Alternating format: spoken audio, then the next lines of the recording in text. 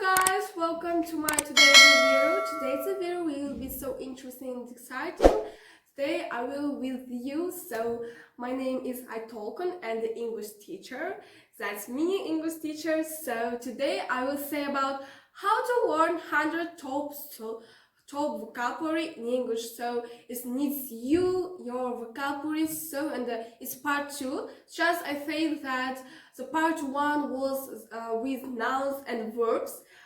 The video is in my channel, so you can watch it.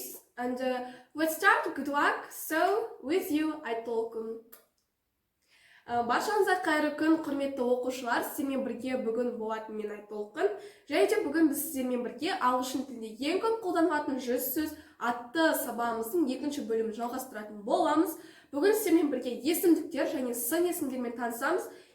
Ал ендеше бастайық. Сіздер тамашалаңыздар. Міндетті түрде арнаға тіркеліп, қоңырау батырмасын басып қойыңыз. Сонда алдағы уақытта бұл тақырыптың 3-ші бөлімін көретін боласыздар. So let's start. Good luck.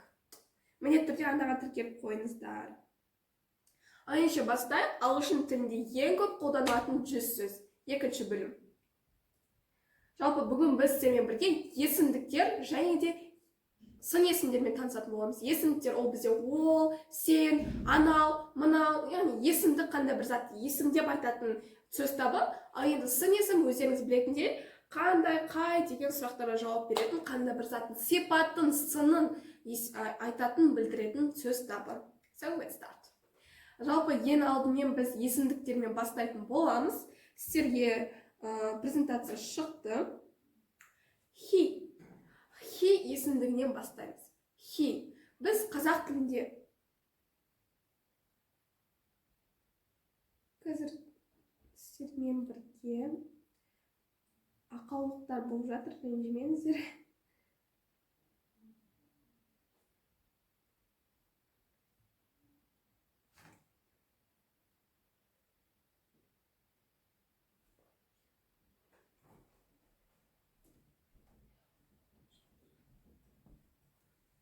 Слайд шығу керек. Жалпы ағылшын тілінде ең көп қолданылатын 100 сөз атты тақырыбымыздың екінші бөлімі. Бүгін біз сіздермен бірге есімдіктер және сын есімдермен бірге танысатын боламыз. Ендеше біз бастайық. Сіздер тамашалаңыздар. Міндетті түрде сөздерді жаттап, немесе бір жерге жазып түртіп алуларыңызды сұраймын. Сол уақытта сіздерде өте үлкен результат болады. Жалпы бірінші біз есімдіктерден бастайық. Бірінші сөз he. He деп біз ер азаматына ол деп айтамыз. Мысалы, ол әдемі. Ол әдемі деп біз қазақ тілінде қызға да, ұлға да бірге айта беретін болсақ, ағылшын тілінде екі бөлек айтамыз. Қызға she дейміз, ұлға he дейміз. Ол әдемі. He is handsome. Яғни ол деп, he деп ер азаматқа айтамыз. Енді келесі бізде есімдік him. Жүктеу есімдігі. Оған немесе оны. Оны немесе оған деп аталады. Мысалы біз оған мен сыйлық сыйладым деп қазақ тілінде қыз баласына да, ұл баласына да айта беретін болсақ, ағылшын тілінде оған деп him деп айтамыз. Оған him, ал қызға her. Мысалы, енді мысал келтірейік. He is a good boy. Ол жақсы бала. Бірақ I don't like him. Бірақ мен оны ұнатпаймын. Келесі зат. Зат деген мысалы біз қандай бір анау тұрған менің пеналым. There is my pencil case. Анау қандай да бір затты жекеше түрде алыс жақта айтамыз. Мысалы сіз осы жерде отырсыз, мына жақтағы затыңызды айту үшін анау тұрған менің дәптерім тиіспеңдер деп. Ол дәптер жекеше түрде біреу ғана тұр. Если көп болса, зат демейміз. Бір ғана зат сізге алыс жерде тұрса, оның зат анау деп атаймыз. Қандай бір затқа айтылады. Мысалы, there is my pencil case. Don't try.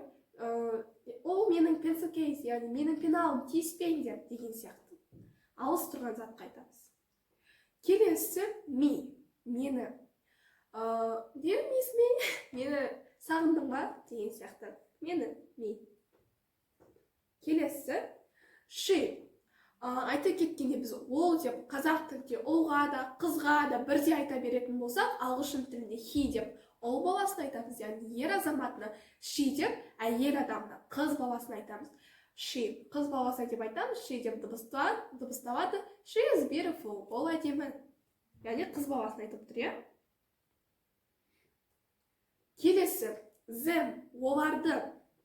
Біз оларды деп айтамыз, қазақ тілінде them, оларды. I love them, мен оларды жақсы көремін. Келесі есімдік this, мынау. Егер айта кеткенде that, анау болса, яғни алыста тұрған затты that деп атайтын болса, жекеше түрде, бір ғана түрде. Ал жақын тұрған затты сіз this дейсіз. This is my phone, бұл менің мобильді телефоным. This is my laptop, бұл менің ноутбугым, иә? Осы сізге жақын жерде тұрса, сіз оны this дейсіз. Алыс жерде тұрса, that дейсіз. Және де ескертетін жайт, this да, that да, анау, мынау, иә? Анау деп алыста тұрғанға, мынау деп жақында тұрғанға, бірақ екеуі де жекеше тұрған зат есімге қолданады. Егер ол көп болса, there is my pencil cases деп көп болса айта алмайсыз. Тек қана бір ғана мөлшерді білдіретін болса айтасыз. Келесі this, мыналар, айта кеткенде pencil case деп айта алмайсыз. Өйткені this деген ол жалғыз ғана бір затқа айтылады. Ал енді мыналар менің дәптерлерім дейтін болсаңыз, these are my copybooks. Олар менің дәптерлерім, олар менің достарым. Мыналар, олар, общем, көпше түрде айтылады ғой. These are my friends. Мыналар менің достарым. Көпше түрде айтса, тұрса, демек these қолданасыз. These are болады. Ал енді жекеше түрде болса, this is болады. Түсінікті ғой. Бірақ екеуінің жазуы екі түрлі. Жаттап алыңыздар. Ал енді келесі есімдік бізде they, олар. Адам баласына айтылады. Мысалы, they are my friends. Олар менің достарым. Келесі, us, біз. Негізі адам баласына айтылады, көпше түрде тұрса. Если сіз қандай бір адамдарды көпше түрде тұрса, сіз көп адаммен тұрасыз, мысалы достарыңызбен тауға шыққанда тұрасыз, сіз айтасыз, us, бізді деп. Сол кезде us дегенді қолданасыз. Ал енді we деген ол біз, us, бізді, we, біз. Түсінікті деген ойдам. Келесі есімдік бізде what. Не, сұрақтарға қолданады негізі, бірақ есімдік ретінде қолдана аласыз. What, не, what is this, бұл не, затқа айтылады. What is this, бұл не, there is laptop, бұл компьютер деген сияқты. Келесі, who, кім, адамға тірі жанға айтылады. Who деп. Who is this, бұл кім деген сияқты. Келесі есімдік бізде all, бәрі. All these gifts are for you.